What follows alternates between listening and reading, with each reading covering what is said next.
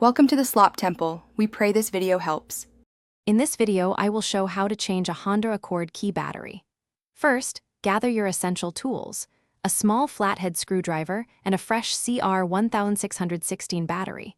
Having these ready ensures a smooth process. Make sure you have a clean, well-lit area to work in. This simple task takes only a few minutes, and you'll have your key fob working perfectly again in no time. Now, let's open the key fob. Look for a small indentation or slot along the edge of the key fob's two halves.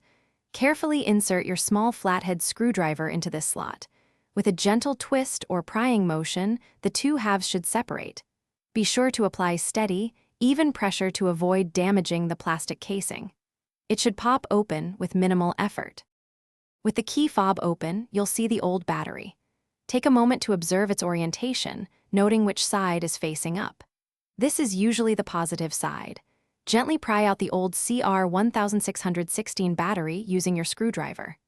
Now, insert the new CR1616 battery, ensuring the positive side, often marked with a plus sign, faces upwards, just like the old one. It should fit snugly into its compartment.